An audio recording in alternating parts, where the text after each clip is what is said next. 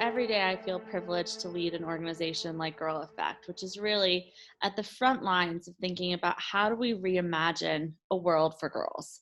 And I think where I sit in thinking about all that's happened in 2020 is, from our perspective, the world before 2020 didn't work for adolescent girls. There were huge challenges. Girls are always left behind when it comes to education, when it comes to access to critical services.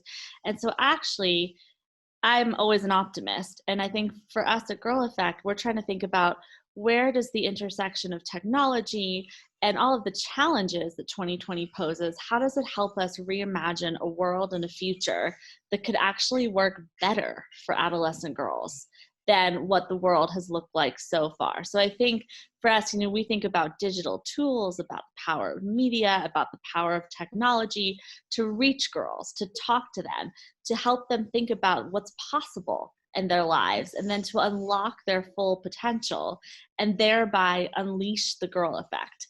So I think we were already using the power of mobile tools. We've done some really cutting edge research with our partners at the Vodafone Foundation, and we've done a lot of learning about how are girls accessing mobile technology before the pandemic. And our learning was actually contrary to what a lot of people might think. People might say that girls in developing countries, they don't have a mobile phone, they're not online, they're not accessing these tools.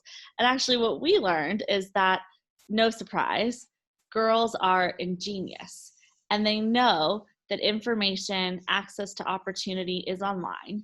So they're going to find ways to get online. So while boys are much more likely to own a mobile phone, girls have SIM cards. And actually what we found is girls have multiple SIM cards often, and they're finding really innovative ways to get access to opportunity and information and to get online. And I think that with the pandemic, that's only going to increase and has increased. And so while I think girls right now are under threat, and when you look at we stand to lose so many critical gains that we've made over the last 2 decades, whether it's in education, access to family planning, routine immunization covered. I actually was reading something last night that said in 25 weeks, we've lost the progress made in the last 25 years when it comes to routine vaccination. And girls, unfortunately, are always at the back of the line. So I think 2020 poses huge challenges, but I guess the call to action I would issue is that the world didn't work for girls, for adolescent girls before now. So how do we use this moment as an inflection point to imagine a different world that could work be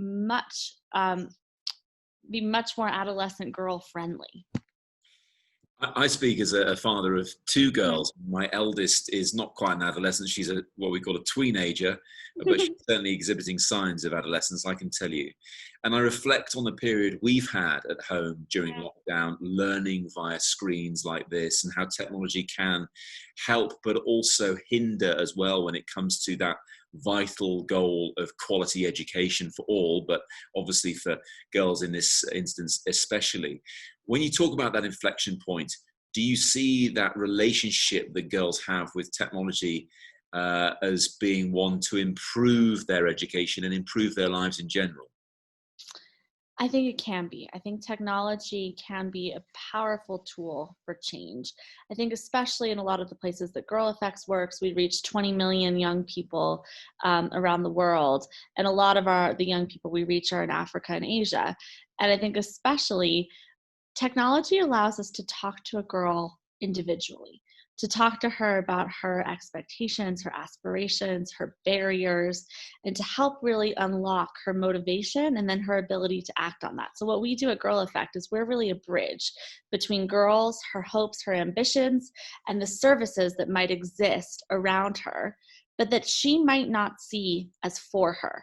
So there's a huge problem, Matt, around the world, which is that billions of dollars have been invested in critical services. So whether those are education, healthcare, economic empowerment, but still, even when these services are free, adolescent girls don't access them. Why is that?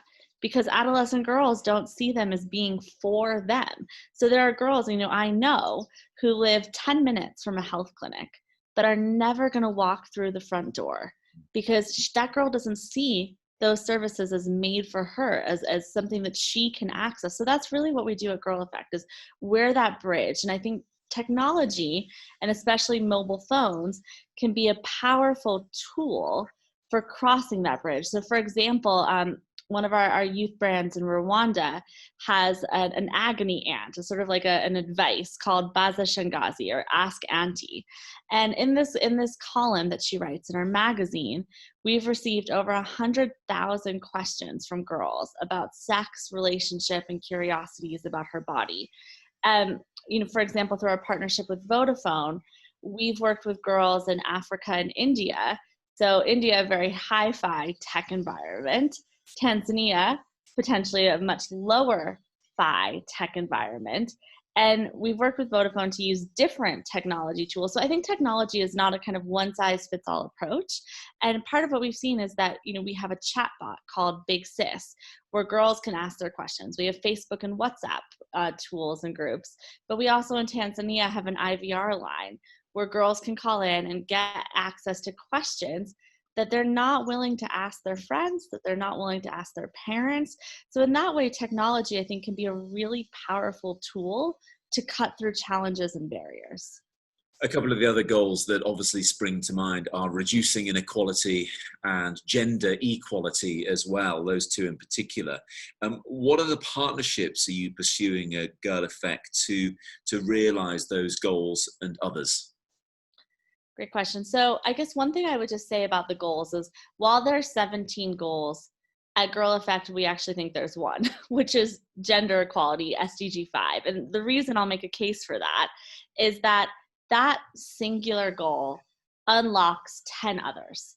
And that is the power of the Girl Effect. So from goal number 1, poverty, to 4, quality education, to 13, climate action, what we know is that when we invest in adolescent girls, the results are exponential.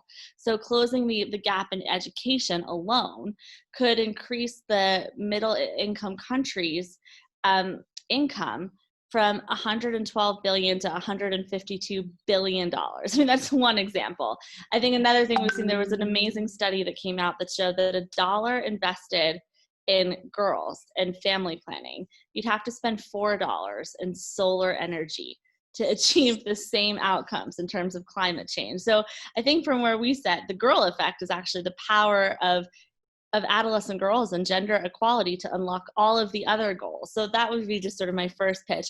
I think in terms of partnerships are really key to us. None of us can do this alone, and that isn't a goal in and of itself. But I think first for us, we have to partner with girls, and girls have to be a fundamental partner to the future. And so at Girl Effect, we really start with thinking and listening to girls' perspectives. So girls help us design products and technology and tools that fill gaps and speak to their needs and their concerns about their bodies, their health, their education, how to earn money. And then I think the second gap is that what we do at Girl Effect, is that I described it a bit before, is we're this bridge between services that exist. So whether that's education, whether that's, health services, whether that's services that help girls get online or earn money. But a lot of times girls don't know about these services, or they're not comfortable using them. So Girl Effect is that bridge between adolescent girls and their decision making to access and uptake a service. So to do this, we have to partner with everyone, because we're not a service provider in and of itself. We work in partnership, we work in an ecosystem to realize these goals with and for adolescent girls. I certainly didn't see it in the same way before, but as I said there previously, as a father of girls, and obviously I have a wife as well, it makes you reflect on how civilization up to this point, generally speaking, has been created by men for men.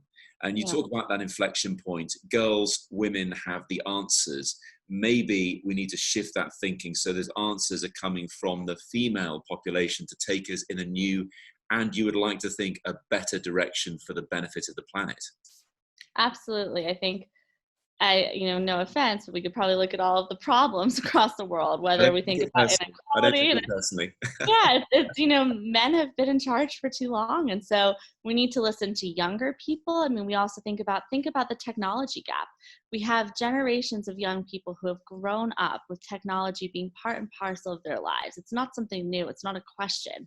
It's how does technology really play a role to unlock opportunities for the future? And so I think at Girl Effect, we have lots of partnerships that we think about, but a key partner has to be girls themselves. And then we have partners, whether it's Vodafone, when we think about technology and mobile phones and how we get access with and for girls, and then how we use that access to change what they do. Or other partners like Gavi, the Vaccine Alliance, which I think is just incredibly critical right now, especially with how vaccination wasn't a topic that adolescent girls necessarily cared about before COVID. But what we're seeing is just a huge spike in the distrust of health systems and a lot of chatter on mobile technology platforms about vaccinations. And so we have an amazing partnership with Gavi that works on how do we bust myths and bust misconceptions that exists around health and adolescent girls' health more generally, but also vaccines. So I think that is incredibly critical at this moment in time. And I've seen a lot myself, that push for girls to be attracted to the STEM subjects and businesses, science, technology, engineering, mathematics, to bring that female perspective to these vitally important areas. I'm going to finish off, Jessica, by asking about your hopes for next year. Of course, we all hope the pandemic passes and we come back and we build stronger and better systems than we had before. But what are your personal hopes for Girl Effect for 2021? So I think at Girl Effect, we're done waiting for society to change how it perceives adolescent girls.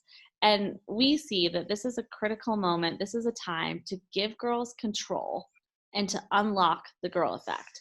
So I think for us, we have a lot of concerns about how COVID-19 will reverse progress made towards gender equity over the last 25 years. And so we could let things slip backwards. I think my hope is that Girl Effect, but beyond Girl Effect, that the world and the sector really come together to make sure that that doesn't happen, and that actually we accelerate and we define, we invent, we innovate, we create new best practices that makes a world that is better for girls. And I think for us, we can't afford to wait. So we're using the power of media and technology to unleash the power of girls today. And I think for us, we also see that media and technology and tools that have become even more central to our lives in the pandemic could be a way to spark these conversations, to offer girls positive role models, and to support girls in navigating the difficult choices and the challenges that come with adolescence, which isn't an easy time in life. So I think for me, my hope is that the world really comes together and says, we're not going to lose this progress, and we're going to reimagine a world that has a greater space for gender equity and that acknowledges the power of media and technology to accelerate these changes.